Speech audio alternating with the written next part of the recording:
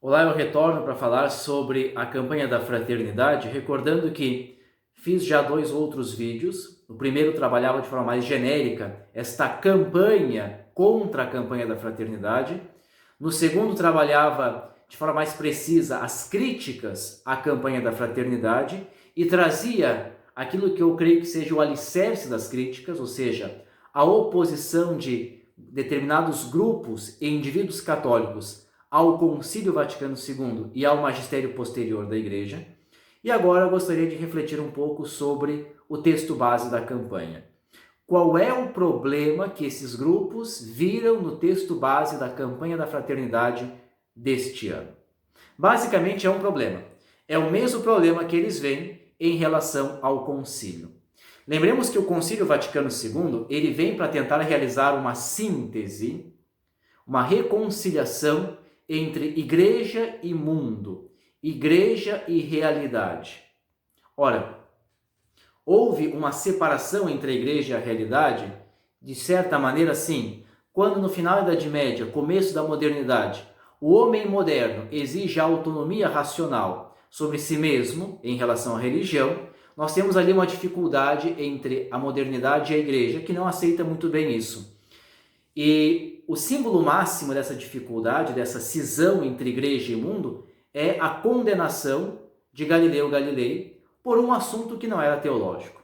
Ora, essa cisão atravessa 4 séculos e só recebe uma resposta da igreja com o Concílio Vaticano II, que vai reconhecer, primeiro, a autonomia das realidades terrenas e, em segundo lugar, vai reconhecer a ação de Deus dentro da história. Ora, o magistério posterior e também o magistério dos bispos latino-americanos compreende isso. O texto base da campanha, como também os textos do magistério latino-americano, usa um método: ver, julgar e agir. Ou seja, começa pelo ver, pela realidade histórica, por aquilo que está acontecendo. Julga esta realidade a partir da fé e traça algumas linhas de ação. Então, nós estamos agora falando a partir do concílio através de um novo método, que parte daquilo que nos é dado. O que o texto da campanha da fraternidade faz já há muitos anos é, como primeiro passo, ver a realidade, trazer a realidade. É claro que quando nós não queremos enfrentar a realidade, porque a realidade nos é incômoda, porque a realidade enfrenta os nossos conceitos, as nossas estruturas.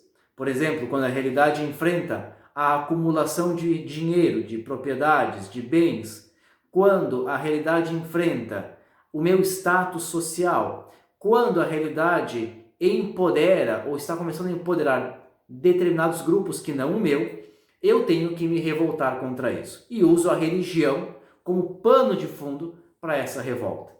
O que está por trás, repito, das críticas ao texto base da campanha da fraternidade é aquilo que está por trás das críticas ao Concílio Vaticano II. Um determinado grupo de pessoas que, incomodado pela realidade, não a aceita. Se fecha à realidade, a nega literalmente, nega esta realidade e diz: nós que somos guardiões da sã doutrina, nós que somos catolicíssimos, mais católicos que os bispos, mais católicos que o Papa, nós estamos dizendo que isso não é verdade, que isso é mentira, que esses dados são dados manipulados, são dados da extrema esquerda, são dados apenas de ideologia. Este é o problema. Eu convido que todos leiam o texto base da campanha da fraternidade. Se faz isso em 2 horas. O texto é simples, é um texto bastante bem escrito, bem articulado, e é um texto que tem os 3 passos: ver, julgar e agir.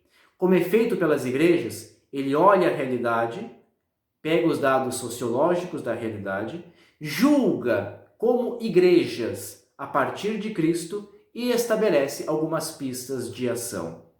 Meus irmãos e minhas irmãs, não neguemos a realidade está aqui, ela está dada. E é na realidade que Deus atua para nos mostrar por onde nós devemos trilhar o caminho do Evangelho.